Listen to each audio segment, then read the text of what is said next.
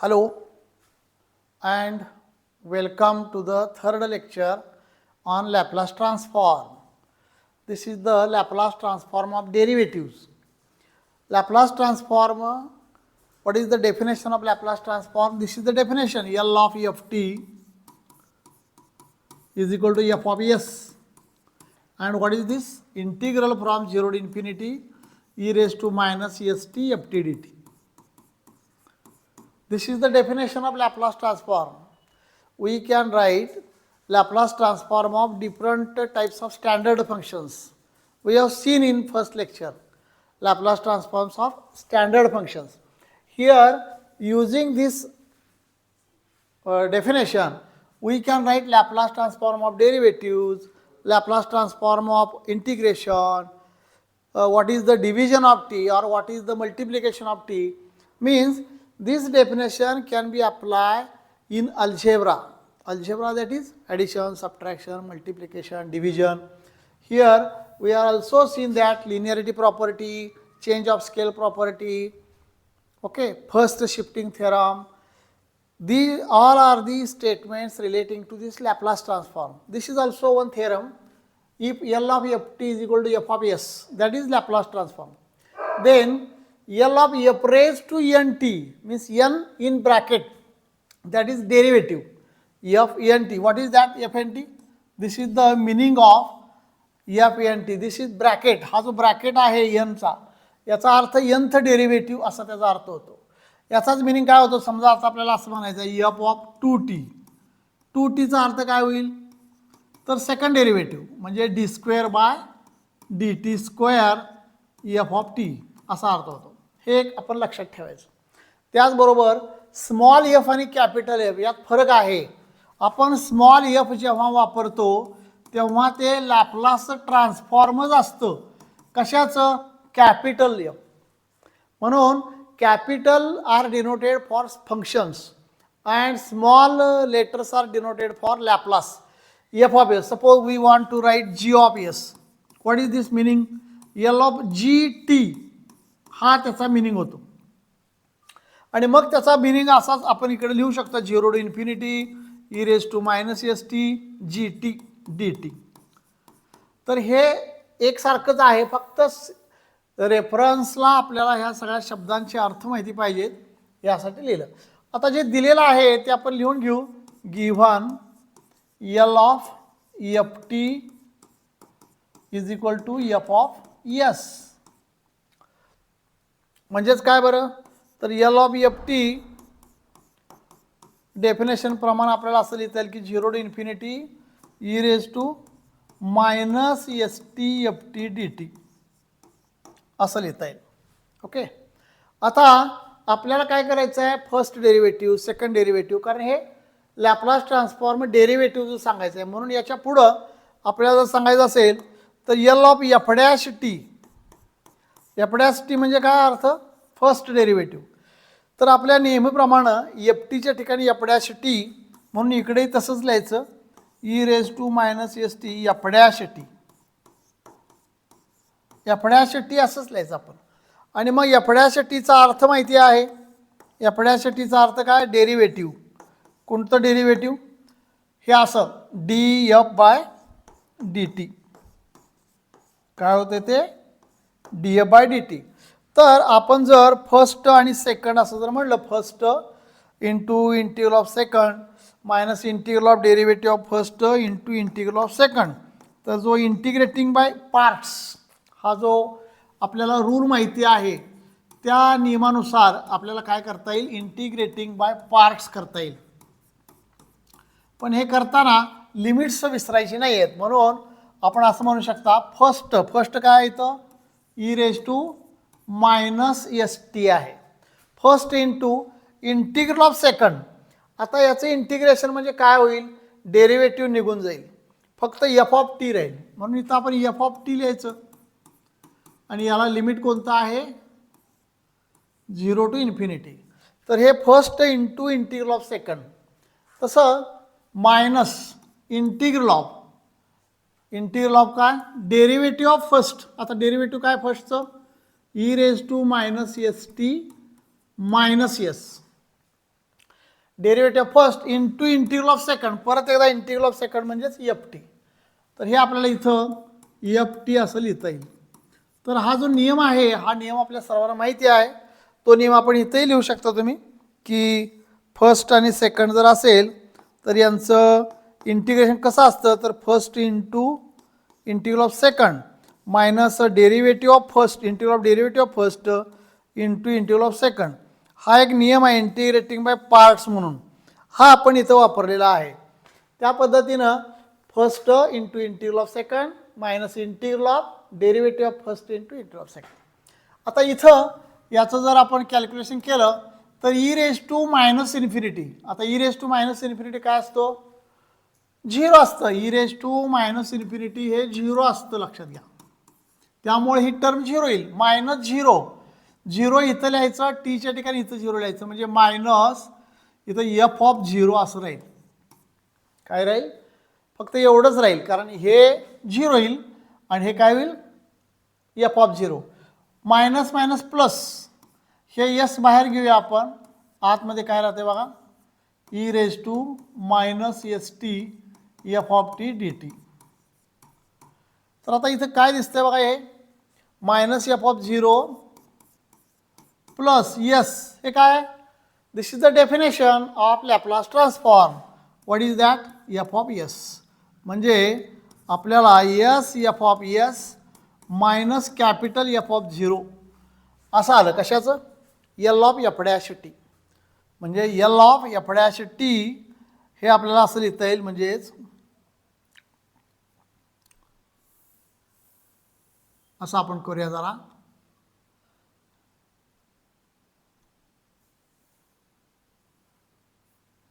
L F dash of T असा अर्थ आला त्याचा. ओके, आता हे L F dash of T आलेलं आहे. आता यानंतर आपल्याला काय काढायचं आहे, nth डेरिव्हेटिव्ह काढायचं आहे, म्हणजे सेकंड. आता समजा let g t is equal to f dash t असं आपण एक गृहीत धरलं, तर जी डॅश टी काय होईल, याचा जी डॅश टी होईल एफ डबल डॅश टी असा होईल, कारण एक डेरिव्हेटिव्ह जास्त. मग आपल्याला जर L F dash double dash T काढायचा असेल, L F double dash T, तर याचा अर्थ काय होईल, सिम्बॉलिक आहे सगळं, त्याचा अर्थ L of g dash t होईल. ओके, आणि जी डॅश टीसाठी काय लिहायचं असतं ते इथं ऑलरेडी लिहिलेलं आहे, फ्रॉम वन. आपण इथं फ्रॉम वन म्हणू शकतो, इथं आपण याला वन म्हणूया. काय, तर जी डॅश एफच्या ठिकाणी जी म्हणायचं फक्त, बस. S g of s minus g of zero असा अर्थ झाला त्याचा. काय झाला, s of g s minus g of zero. हे एफ डबल डॅश टी आपण लिहितोय. पण आता इथं g of s g of zero या व्हॅल्यू आपल्याला चेंज केल्यानंतर किंवा त्याच्यामध्ये आपण बदलल्यानंतर आपण काय लिहू शकू, आता L of g dash t is equal to s g of s minus g of zero. म्हणजे या इक्वेशन 1 वरूनच हे लिहिलेलं आहे, लक्षात घ्या. या इक्वेशन 1 वरून लक्षात येते का बघा बरं, पहिल्यापासून परत एकदा काय लक्षात येते बघा, काय काय होईल तिथं. तर या पद्धतीनं आपल्याला जी टी आणि एफ डॅश टी याचा मिनिंग विचारात घेऊन आपण ते करत असतो. त्या पद्धतीनं L of F double dash T लिहिता येईल. जी डॅश टीचा अर्थ काय होईल, एफ डबल डॅश टी, म्हणून आपण असं लिहिलेलं आहे. आता इथं L of g dash t म्हणजे मिनिंग, आता त्याच्यात हा जो सेकंड पार्ट आहे किंवा सेकंड जो पार्ट आहे त्यासाठी इथं फक्त आपण काय करायचं, जी ऑफ एसचा अर्थ काय लिहिता येईल, जी ऑफ एसचा अर्थ मग तुम्हाला म्हटलं मी L of g t minus g of zero. आता एल ऑफ जी टी म्हणजेच काय, आपला एल ऑफ एफ टी जसा असतो तसा. आणि म्हणून बाय सिम्प्लिफिकेशन एवढंच म्हणायचं आपण, by simplification we write by simplification, we write by continuing in this way. हा एक शब्द वापरायचा आपण, कंटिन्युइंग इन धिस वे. आणि हे स्टेटमेंट लिहायचं काय, L of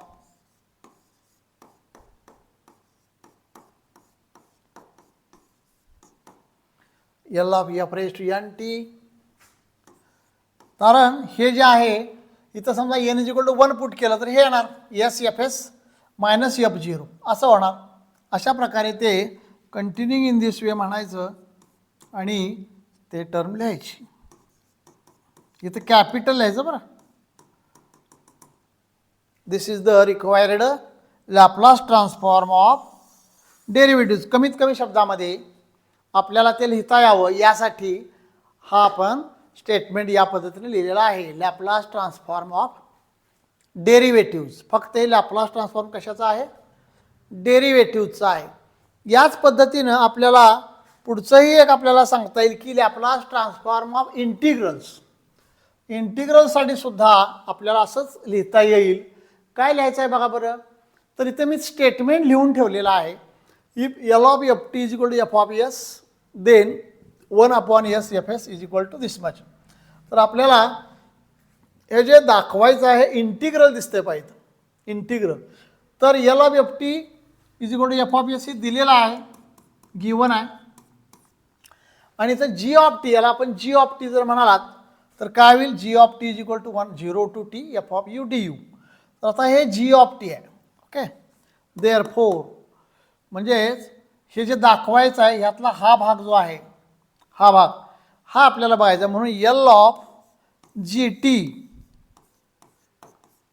L of g t म्हणजेच एल ऑफ काय g t 0 to t f of u d u असा अर्थ होतो त्याचा. किंवा तुम्हाला जरी ते लॅपलास ट्रान्सफॉर्मच्या भाषेमध्ये लिहायचं म्हटलं तरी सुद्धा लिहिता येईल. तर आपण तसंही लिहू, बाय गिवन काय आहे, L of f t is equal to f of s आणि इज इक्वल टू आपल्याला जी माहीत असलेली डेफिनेशन ही लिहायची सवय लावायची. आपल्याला जी माहीत असलेली डेफिनेशन कोणती आहे, तर integral from 0 to infinity e raise to minus S T F T D T. तर त्या पद्धतीनं ही डेफिनेशन लिहायची. मग आता हा जो एल आहे तो आपल्याला काढायचा आहे. याच्यावरून काय दिसतं तुम्हाला, जी ऑफ झिरो आणि जी डॅश टी दोन्ही काढू आपण. जी ऑफ झिरो म्हणजेच काय, याच्यावरून झिरो पुट करा. इथं जी ऑफ झिरो काय होईल, म्हणजे टीच्या ठिकाणी झिरो त्यामुळे झिरो येईल टर्म. आणि जी ऑफ टी याच्यावरून g dash t, g dash t is equal to g dash टीचा अर्थ काय होतो, याचं इंटिग्रेशन डेरिव्हेटिव्ह. आता याचं डेरिव्हेटिव्ह काढायचं आहे जी डॅश टी, म्हणजे इथं d by d t of integral 0 to t f of u d u असा अर्थ आहे त्याचा. म्हणजे फ्रॉम 1 म्हणू आपण येतो, फ्रॉम 1.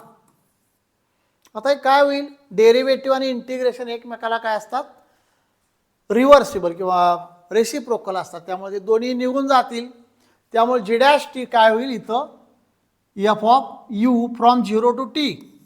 तर एफ ऑफ यूचं जे लिमिट आहे ते 0 टू टी आहे, म्हणजेच एफ ऑफ टी असा अर्थ होईल त्याचा. म्हणजे जी डॅश टी म्हणजे f of t. G dash टीचा अर्थ काय झाला, एफ ऑफ टी झाला. त्यामुळं जी डॅश टी म्हणजे एफ ऑफ टी असेल तर आपल्याला हे लगेच लक्षात येईल की L of g dash t कसा लिहायचा. मागला जो नियम आहे, मागला L of g dash t, तो काय नियम आहे बघा बरं. इथं आहे बा L of g dash t, इथं लिहिलं आहे. हा जसं एफ आहे तसं g, s g of s minus g of zero, s g of s minus g of zero. हे जी कॅपिटल हे स्मॉल असा अर्थ होतो त्याचा. तर L of g dash t हा त्या पद्धतीनं लिहिलेला आहे. मग आता हा जो जी ऑफ एस आहे याच्यावरून काय लिहिता येईल आपल्याला, तर जी ऑफ एस, तर हा झिरो आहे, हा आलेला आहे झिरो, इथं आहेच झिरो. आणि यस, जी ऑफ एस म्हणजेच काय, L of g t. Okay, बघा हे इक्वेशन येणं हे आपलं टार्गेट होतं. ह्यानंतर काय, एल ऑफ जी टी, आपल्याला जी टी आपण कन्सिडर केलेला आहे, एल ऑफ जी टी. तर हे 1/s आपल्याला काय करायचं आहे, 1/s. हे काय झालं बघा, s g of s, zero म्हणजे एस जी ऑफ एस. तर L of g t is equal to काय झालं, therefore L of GT is equal to 1/s, कारण हे S इकडं आलं, L of G dash T. आणि L of G dash T चा अर्थ माहितीच आहे. त्यामुळं L of G dash T काय, G dash T बघा इथं, L of GT म्हणजे 1/s F of S. हे काय दिसतंय, G of S दिसते, 1/s G of S. तर आता हे याच्यावरून जसं कॅपिटल जी तसाच कॅपिटल एफ, जसा स्मॉल जी तसा स्मॉल एफ. त्यामुळं हे जे आलेलं एक्सप्रेशन आहे ते म्हणजे हेच आहे बघा इथं, hence therefore 1/s f of s इथं दिसते पहा, जीच्या ठिकाणी f, L of g t, G t इथं दिला आहे बघा, integral from 0 to t f of u d u. असं थोडं ह्या एक्सप्रेशनमध्ये एक लक्षात ठेवायची गोष्ट कोणती आहे, तर हे सिम्बॉल कॅपिटल हे फंक्शनसाठी वापरायचे आणि स्मॉल हे लॅपलाससाठी वापरायचे. त्यामुळे जेव्हा जेव्हा तुम्ही जी ऑफ एस म्हणाल तेव्हा हे लॅपलास ट्रान्सफॉर्म असतो आणि कॅपिटल लिहिलं की ते फंक्शन असतं, असं फक्त एक लक्षात ठेवायचं. आणि स्मॉल जी लिहिला आहे तिथं स्मॉल एफ लिहिता येतो, कॅपिटल जीच्या ठिकाणी कॅपिटल एफ, कारण हे ॲडजस्टमेंट आहे, अंडरस्टँडिंग आहे. This is the Laplace transform of integral, this is the Laplace transform of integral. Okay, आता अशाच पद्धतीनं Laplace transform of derivative, Laplace transform of integral, आणि तसंच इथं multiplication by power of t किंवा power with the t. Only we write statement, इथं फक्त आपल्याला स्टेटमेंटची आवश्यकता आहे म्हणून स्टेटमेंट लिहिलेलं आहे. काय स्टेटमेंट आहे बघा, if L of f t is f S नेहमीप्रमाणे, आणि मग मल्टिप्लिकेशन किती केलं, टी रेस टू एन, तर तुम्हाला काय होतं, -1/dn/ds एफ एस होतं. हे तुम्हाला जर n इज इक्वल टू 2 लिहा समजा, for example n is equal to 2, तर काय होईल, L of t square f of t जर काढायचं असेल तर काय होईल, -1/2 म्हणजेच पॉझिटिव्ह, बरोबर, पॉझिटिव्ह एक आकडा येईल. आणि इथं काय, d2/ds² एफ ऑफ एस. म्हणजे तुम्ही या पद्धतीनं मल्टिप्लिकेशनचे अशी कितीतरी उदाहरणं लिहू शकता. आता इथं डिव्हिजन बाय टी म्हणलेलं आहे, जसं मल्टिप्लिकेशन तसं डिव्हिजन. डिव्हिजनसाठी काय केलं बा, if L of f t is f s, then L of f t upon t we can write s to infinity f x d x. आता इथे एक गोष्ट आहे की हे इंटिग्रल एक्झिस्ट आहे हे असं आपण अगोदर म्हणायचं आहे, प्रोव्हायडेड इंटिग्रल निघतं हे आपण सांगणं गरजेचं आहे, म्हणून तिथं लिहिलेलं आहे. आता याचं प्रूफ विचारलं जातं, परीक्षेमध्ये असतं प्रूफ, म्हणून आपण याचं प्रूफ घेतोय. Let L of f t is equal to f of s, then f of s is equal to, this is the definition by definition, by definition. Okay, आता आपल्याला करायचं काय, हे काढायचं आहे. आता यासाठी एक मेथड वापरायची आहे. कोणती मेथड वापरायची आहे, इंटिग्रेशनमधल्या ह्या मेथड्स आहेत. आता ह्या इंटिग्रेशनमधल्या ज्या मेथड्स आहेत त्या कशा आहेत बघा बरं. तर आपण काय करायचं, integrating with respect to s, integrating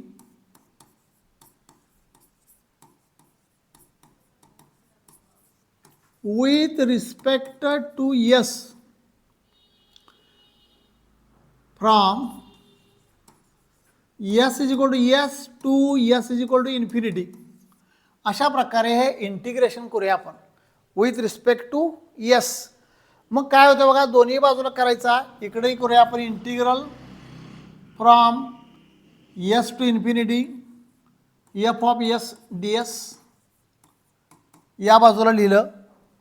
इकडेही तसंच integral from s to infinity, त्याचबरोबर विथ रिस्पेक्ट टू एस म्हणले त्यामुळे विथ रिस्पेक्ट टू एस. आणि हे जे लिहिलेलं आहे 0 to infinity e raise to minus S T F T D t, हे मात्र काय बदलायचं नाही आहे, तसंच ठेवायचं आपलं. आता हे काय केलं, फक्त या एक्सप्रेशनला दोन्ही बाजूनं आपण फक्त integration with respect to s अशा प्रकारे इंटिग्रेशन केलेलं आहे. आता इथं काय करूया आपण, यस आणि जे टी आहे व्हेरिएबल्स ही, तर here s and t, here s and t are independent variables.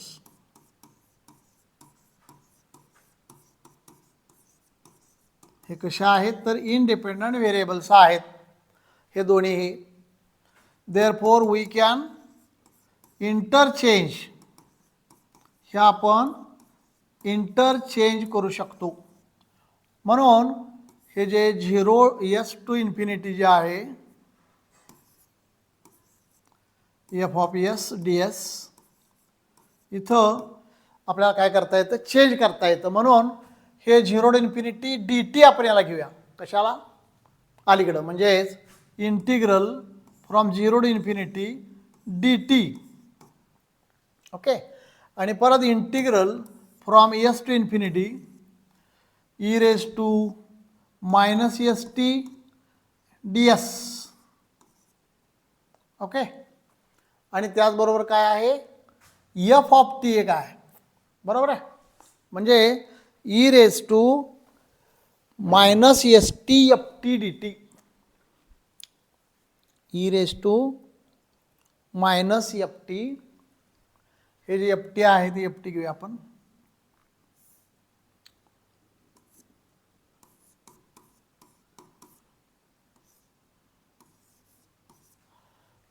आता इथं आपल्याला काय करायचं आहे, तर हे सोडवायचं आपलं integral from 0 to infinity d t. हां, कसं म्हणता येईल, एफ टी डी टी म्हणता येईल, इकडे हे म्हणता येईल, आणि मग त्याचं इंटिग्रेशन आहे. बर, एफ टी डी टी म्हणायचं इकडं, डी एस, एसला डी एस आणि टीला डी टी.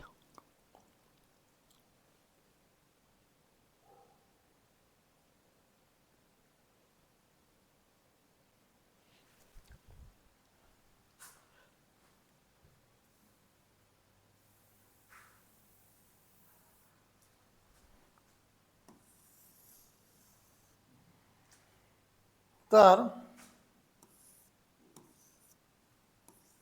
बघा,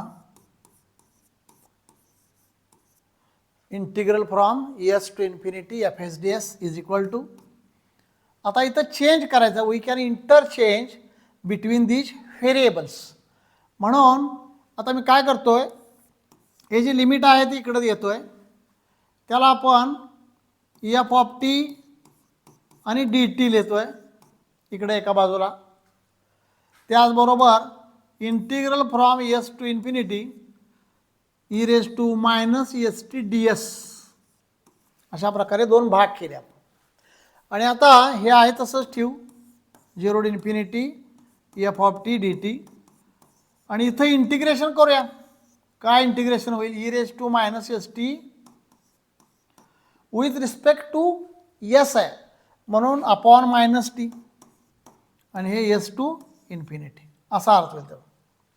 मग 0 to infinity f of t D t, इथं बघा हे 0 येईल पहिलं, त्यामुळं याची जी व्हॅल्यू आहे ही 0 आणि परत इथं काय होईल मायनस म्हणजे यसच्या ठिकाणी आपण व्हॅल्यू घालतो यसच्या ठिकाणी टीच्या ठिकाणी नाही आहे यसच्या ठिकाणी पहिल्यांदा इन्फिनिटी पुट केलं झालं 0 झालं आता यस पुट केलं तर e raise to minus S t upon minus t असं होईल ते आणि मग आपल्याला याचं हे गुणाकार आहे बरं का इथं हा गुणाकार आहे त्यामुळं हे असं होईल 0 to infinity e raise to minus minus plus e raise to minus S T F t upon T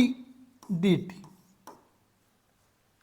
आणि ही डेफिनेशन कोणती आहे सांगा बरं ही डेफिनेशन कोणती तर L of f t upon T काय आहे L of f t upon T असा अर्थ होता आणि या ठिकाणी आम्ही फक्त रिप्लेस यस बाय एक्स त्यामुळे यस इन्फिनिट हे जे व्हेरिएबल आहे तो व्हेरिएबल म्हणून आपण घेऊया त्यामुळं this is the required result this is the required result अशा प्रकारे these are the some examples these are the some problems we will discuss in next lecture तर हे थेरी पार्ट आहे सगळा तर आपल्याला आता इथून पुढं प्रॉब्लेम्स बघायचे आणि प्रॉब्लेम सोडवायचे हे सगळं वहीमध्ये घ्यायचं आहे आपल्याला PDF पाठवतोय मी आणि लक्ष देऊन पहा आणि शंका असली की विचारायचं सोडायचं नाही मी दररोज कॉलेजमध्ये असतो आम्ही तुम्ही येऊन शंका विचारणं हे आपलं काम आहे this is the third lecture on Laplace transform okay thank you